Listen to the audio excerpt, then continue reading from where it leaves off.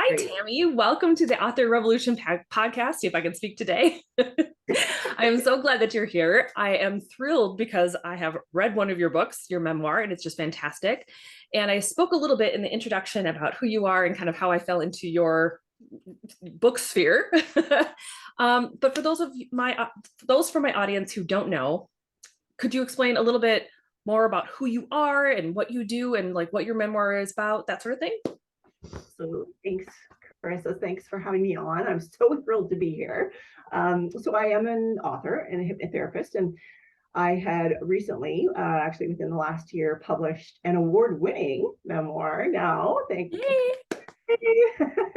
and I'm currently working on a paranormal witch fiction series, and that's kind of what brought me into your world as Right. well.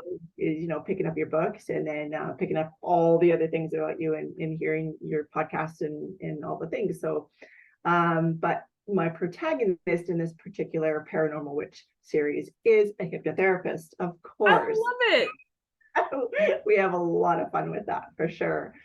Yeah, so I'm excited. I'm also a mother of four and a grandmother of one. All my kids, of course, are grown and gone, but I've been in your shoes. I know. Yes. All the chaos With that all comes the with. chaos at home, you're going, what am I thinking? What was I thinking? I have no idea. Yeah. Well, you and I also share some similarities because we're also Reiki masters. And now I think though the hypnotherapy part is the part that just kind of drew me in when we were talking last month. I was like, that is so cool because I have personally always wanted to know the answer to this question. So I'm hoping you can help me. What is the difference between guided meditation and hypnotherapy? That is a good one. And I've heard that question before, but the Yeah. difference is definitely what the intention and the guidance would then be. So with hypnotherapy, the therapy part of the world of sort of an all-inclusive treatment. So guided meditation will maybe take a topic and then generally repeats a mantra until that new message has been received by your subconscious mind. So it can take quite a long time for any kind of permanent change to result. But with hypnotherapy, we talk through the problem, the issue, the limiting belief, or whatever, and we create a really intentional plan to dive in through the use of hypnosis, find out where those beliefs are actually coming from. Because some people, it's not that obvious Yeah. about where parts and pieces have come from.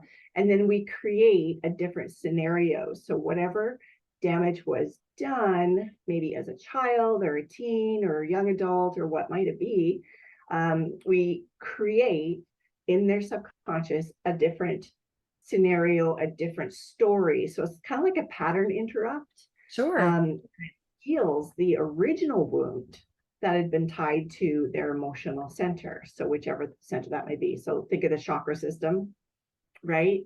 Yep. So I also integrate Reiki into my sessions, and mainly I do distance sessions now. So it still works, as you know. Sure. Um, and then really depending on what the wound is, we can usually attain a complete and total healing and change within 3 sessions or less. So Wow, it that's takes amazing. time.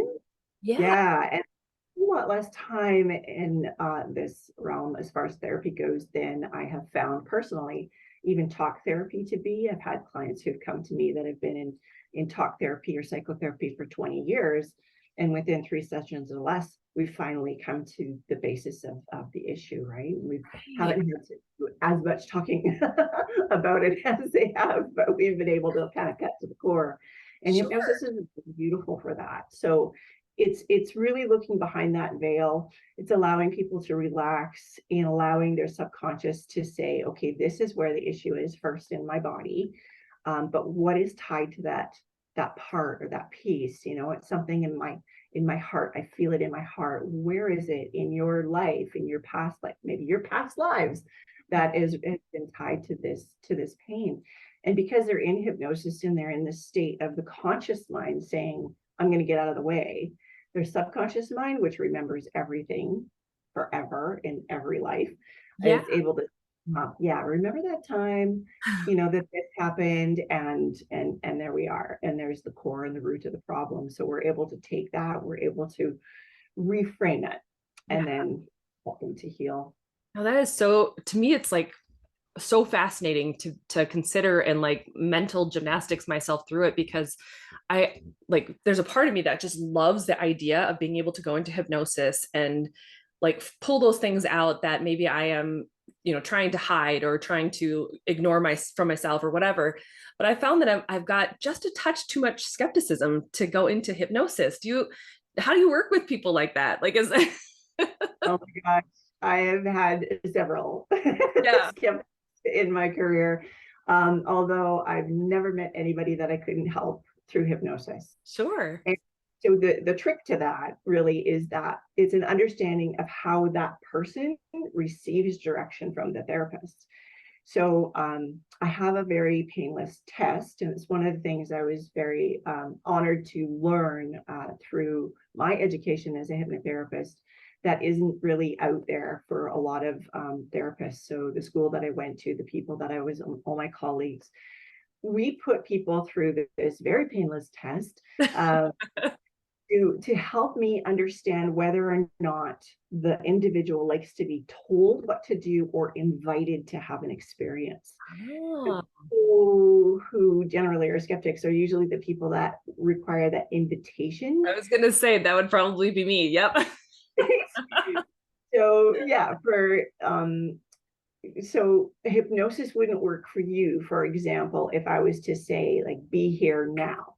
Yep. Your physical mind is going, well, why should I be there? And where are we Can I going? really be there? Like, how would that actually work? Like, where is there really? Yeah, What? exactly, right? Yeah. But if I invited you to just relax and enjoy the process as we went along, and I invited you to maybe walk down those 10 stairs Yeah. into your state of hypnosis, and say words that are more around an invitation, then it would work for you. Okay. How That cool would is that? help relax. Your mind would get out of the way, and you'd be like, okay. Yeah, 'cause And always knowing too, like, you're always in control in any state of hypnosis. You are the person in control. People, they look at stage hypnotists and they think, oh my God, no, I don't want you to make me bark like a dog, or rob. right. That actually comes to mind because the last hypnosis session that I ever witnessed was like the graduation lock-in, where they have like all the crazy things go on. They had a hypno. He wasn't hypnotherapist. He was just hypnotist. And yeah, they had classmates doing that. And I was like, that is not for me. I am not doing that. Yes, and it's because it's stage hypnotism. There's a way for them to talk to the audience. Maybe he'd ask questions of the audience, and people raise their hands when they say, "Oh yeah, I can do that." A little trick that he gets, and he's like, "Yeah, you come on stage. Yeah, you come on stage."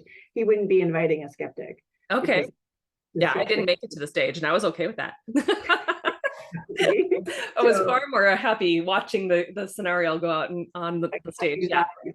The people who are invited to the stage, that's a perfect example of people who like to be told, okay, walk down those stairs now, be Okay. there now, see this now, that kind of thing. Like, it works for them. They're like, whoa, and then they're right there. They're right at the issue. They're right at the cause, where someone who maybe needs to be invited, it just takes a little bit longer.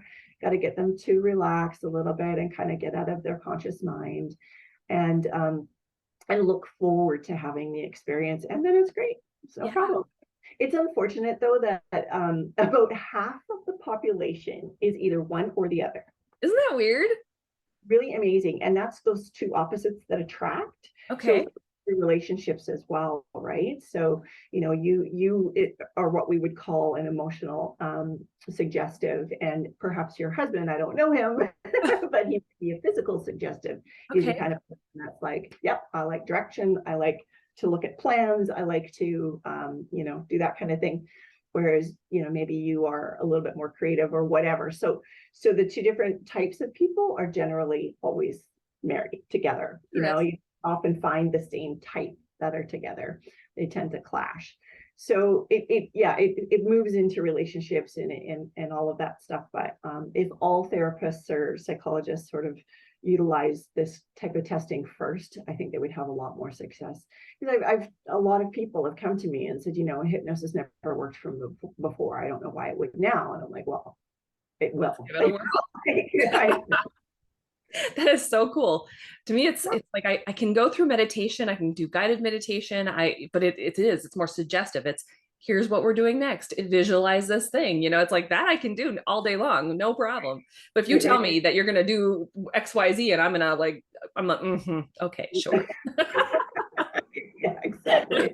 Especially when it something where you think, well, I'm not going to be in control. Like you're gonna get my bank information or whatever. It's like, Right. And I'm a double Virgo, so that does not work well for me. wow, no kidding. But Yeah. yeah, and always within the person is that sense of their morals and values, right? So there is, people may have said it, like they could make you do this or that. It's like, no, I can't make you do anything against your moral core. Like it just does not work. And that's not what it's about either. So it's about healing that core wound and allowing you to then breathe really and get through the rest of your life with a lot more ease. So That's yeah, amazing. powerful. Okay. Powerful.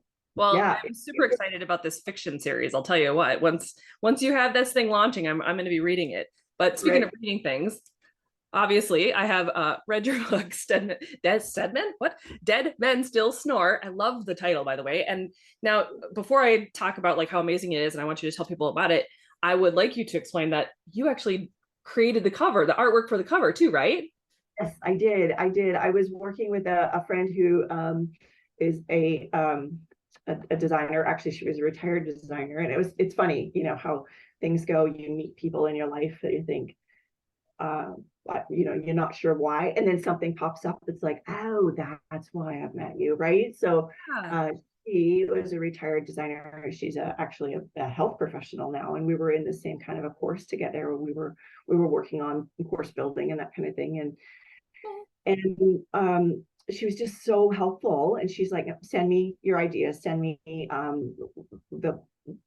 the book covers that I'd had another professional do, and I wasn't happy with it. It just was not sitting well. It's like, no, no, no. And I sent her my book and everything, and she read it, and she's like, oh my freaking God, like you have to do your own artwork, because she knows that I Yeah. paint. So I was like, really? I don't know. So I came up with the canary, and there is a reason why there's a canary. Yes. And why it's And yellow. there's a reason why the canary's standing on a cigarette. But what's interesting is when I painted in the smoke lines of the cigarette, and was sort of, brushing them and blending them, the skeleton appeared. And it appeared quite naturally. And it was like, whoa, I just knew right then that my husband was with me and helping me paint this. So the book is the story of a time in my life when I went from being the spoiled wife of an amazing man with whom I was building a life in Belize, to surviving a horrific car crash, which tore my husband from this world, but left me virtually unscathed. And then afterward, receiving messages from him to share with the world, and hence the book. Right. So it all happened February 28th in 2019, coming up on 4 years ago. His messages from the other side started the moment that I woke up alone in a Mexican hospital. So we were traveling from Belize to Cancun in our Jeep, and our Jeep was yellow, and it loved the canary. When I woke up to the sound of my husband's god awful snore. I mean, I would challenge anyone. Sleeps with a husband who snores. I actually had and still have on my phone a, a, a memo of his snoring. Yeah. You'd never believe me, like how it really, really.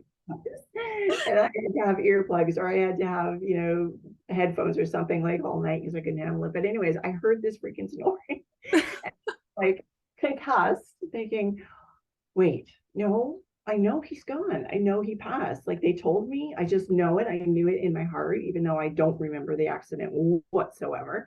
Wow. But it was. So he woke me up. So hence the name of the book. Right. Such a good And, yeah. And the mind games of the concussed brain, it was like, what? No, he's gone. No, what? So that's all in the book. But he woke me up, and the messages started pouring in, and right from that day one, it was just, you're going to be writing a book, and we're going to be putting this in it, and we're doing this together. So it was brilliant. It was, well, and the book is brilliant. I mean, for me, so I wanted to show, because obviously you were talking, and I don't know if people can see it, but here's the smoke that she was talking about, and it was just, it's so amazing. When you were first telling me that last month, I literally got goosebumps. I was like, whoa, that is so cool. So of course I had to go and purchase the book and read it, and like the entire thing was just so epic to me, because the development of your relationships in there, kind of the back and forth of how you guys talked and whatever. And it reminded me so much of my husband. We met on Twitter, of all places, way back in 2010. And so we were, conversing back and forth on Twitter. We were just talking about books, but eventually we were on Skype or on Messenger, and we were talking, and it was just so cool the way that your relationships kind of bloomed out from having that long distance piece in the beginning to eventually obviously being together. And it was so fun to read kind of back and forth between like your love story growing and then also what was really going on. And it was like this juxtaposition that it was heart-wrenching, but at the same time heartwarming. It was so weird. And so I really appreciated the read, and just I don't know, it was just such a good book. So I definitely recommend it to anybody listening. Go out and read this book. It is amazing. Oh my gosh. Okay. So like you were saying, you can now, well, since Michael passed, you've been able to channel him. But you also help with other people, right? With entity release and getting rid of that sort of thing. What is that experience like for you? Because I'm so fast. I mean, between hypnotherapy and this, I'm so fascinated. No, it's been a crazy ride for sure.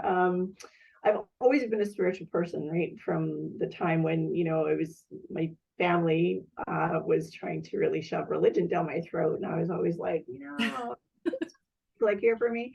But spirituality grows in time. And this was like this cataclysm that happened that sent me on this other trajectory that I never expected.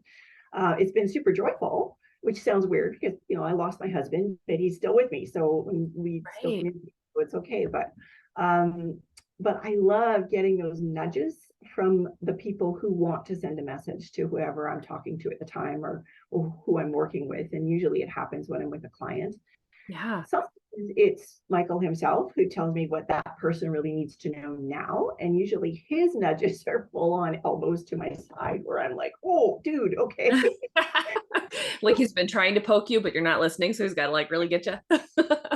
Attention, he knows how to get it, right? It was either the snoring, or I'd smell his cigarette smoke or something. And it'd be like, oh, okay. Like I better, just sit and be quiet for a while and get these things. But it's exciting to me that this happened for other people. And it's not so I'm not that wonderful lady in New York with the blonde hair. What is her name? Teresa Percudo? Yes, something like that. Yes. Look at you and go, oh, there's someone standing right beside you. But I've had that happen, which is so interesting. I just get the nudge that somebody wants to say something or appear. And for me, I can't see them with my eyes, but when I close my eyes, that can. So that's really been interesting. But then it also kind of blew up and expanded into this new kind of client, which I really wasn't expecting. So as a hypnotherapist dealing with people with depression, anxiety, and suicidal ideation, what I was actually starting to find is that they were victims of entity attachment. And I find that through the process of hypnosis, but sometimes it was also just this, it was there. I just knew it. It's when they walk in the door and sit on the couch, it'd be like, whoa, there is something going on with you, and we need to find it out. I wouldn't say that, of course. Sure. Never put that in their minds. A lot of the times it was me clearing it without their even realizing that something was attached, because of that fear. Of course, I don't want to tell someone. Yeah, right. Like, what? What do you mean someone's attached to me?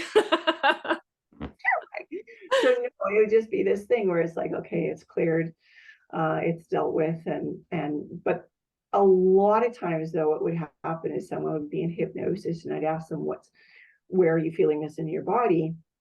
they'd find that spot. And I said, what is that attached to? And they would come up with a name Oh, and wow. of the being that is attached to them, whatever it might be. And so super interesting. So I have all these case files, and of course, all of these case files are being worked into my fiction, I love that. just a piece of it or whatever. But what I found also surprising is that I don't have any fear around this. If there was even a demonic presence there, whatever, clearing it. It's just been this wonderful challenge for me. And I've done it with joy and with love and not with fear. And maybe that's why it's been so successful. So I've been invited to people's homes to clear their homes. I've been, gone to the hotels or like whatever it might be, because there's this, something is here and people are feeling it. And so it's amazing. I love being able to do that work. And Yeah. then I love giving me all of this great juicy stuff to put into my fiction as Right. well. Right. Now, So how yeah, is that for you? Like the transition from, getting your start with the memoir and having to get this put together in co-creation with Michael. Like, was it weird switching from memoir from nonfiction to fiction? it's pretty strange. When back when my kids were quite small, I wrote a lot, and I was mostly erotica actually, and was Oh, published in anthologies and that kind of thing. And so I still have all of that, blossoming in the back of my mind to get back to. sure. Um, like life gets in the way, and this was before self-publishing, and so things were a heck of a lot more difficult to get into. But writing the memoir, of course, was difficult, but in a different way. It took me 2 years to write it, actually, because of the emotions involved. Oh, I I, can imagine. Yeah.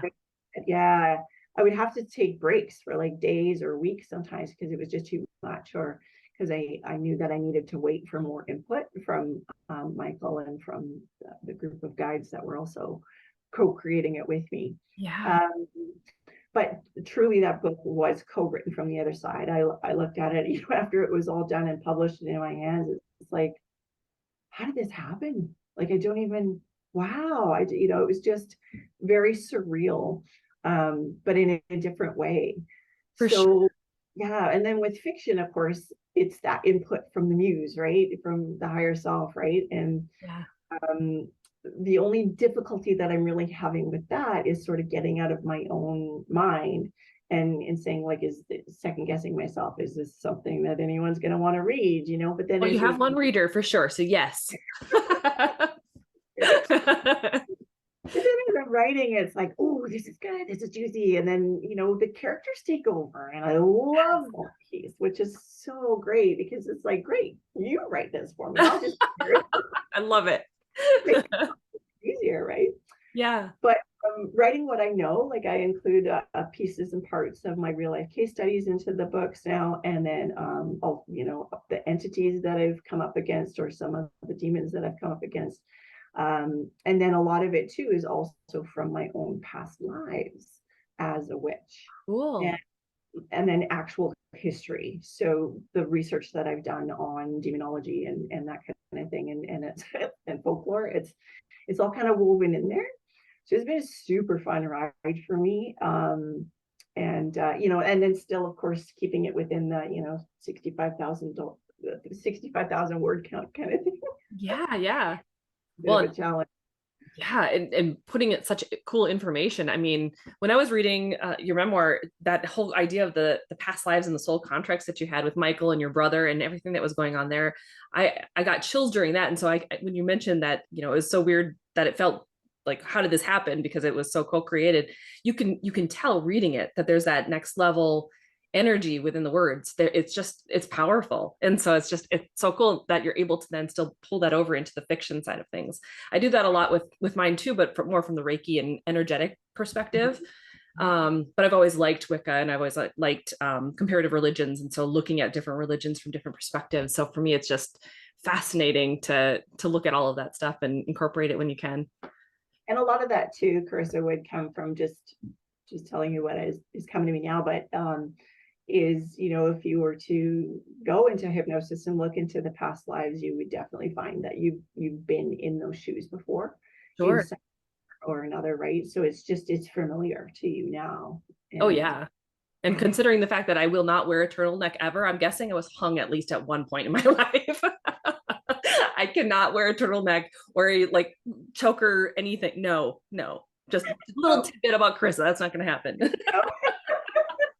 I can't even handle the like sweatshirts where the things like up to your neck. I'm like, nope, nope. I gotta cut it. Oh, no. Yeah, it's weird. Yeah, oh, that's so cute. Yeah, well, that's a fear we could release. Right, right. Well, I did come out of the womb with my cord, with the cord wrapped around my neck too, so maybe it's there. I don't know. Just coming up. It's just like baby memory. Let's get rid of that one. Oh my gosh. Oh, that's a big one. Whoa. Yeah, right. Right. Like, oh, goodness. Maybe in the past life I was hung and then try to do it again myself. I don't know.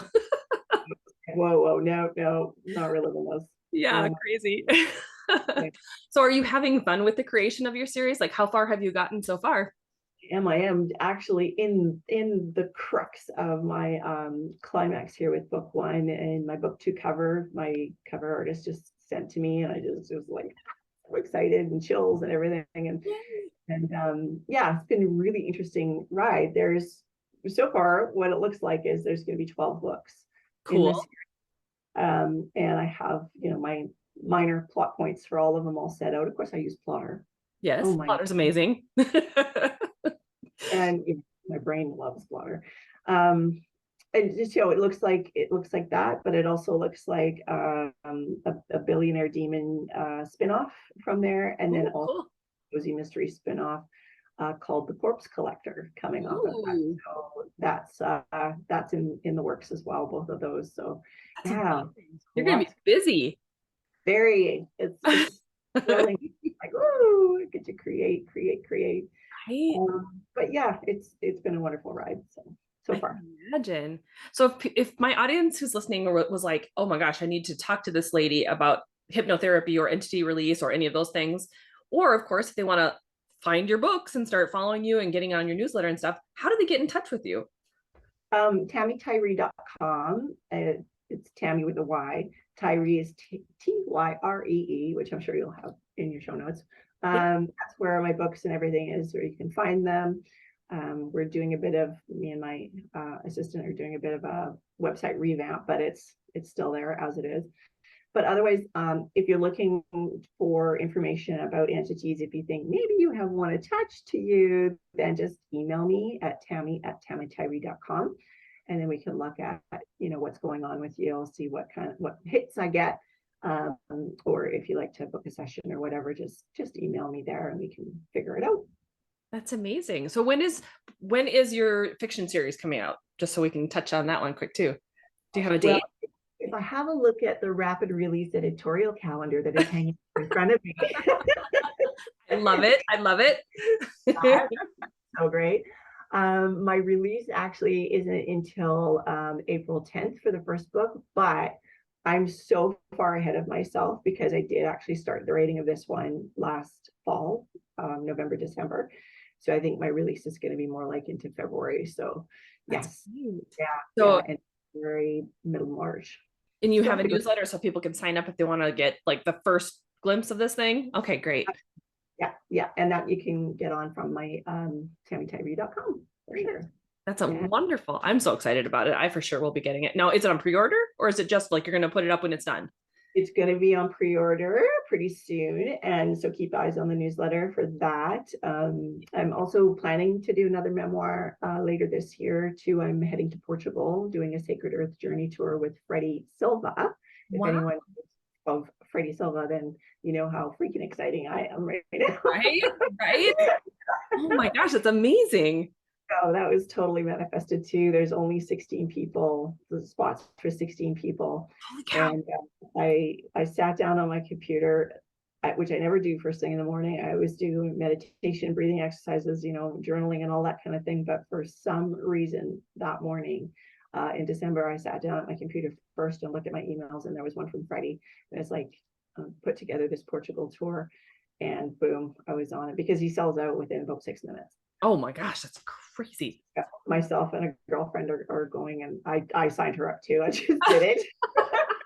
Too bad, you're coming with. texted her with all these flags of Portugal, and she couldn't even realize, didn't even understand what that was about. It was, we're going, oh my God, we're going. So I totally feel another memoir is coming out of that. It's one of these things called to me now is like to start journeying again. My husband and I, we had done quite a bit of traveling, but this is different. This is more about that, level for me is going on those pilgrimages and journeys. So starting off with a bang and Heck going yes. freaking Silva. Oh my So, gosh, it's amazing. really Well, excited. good luck on the trip, and I hope it's fantastic. We can't wait for the next memoir about it. That's going to be so amazing. Okay. Hey, well, Tammy, thank you so much for being here. What was that? Now that I've put it out there, it will. It will be. It is done. Yes. Mhm. Well, thank you for being here. I appreciate it. Thank you for having me, Chris. I really am excited to be with you today.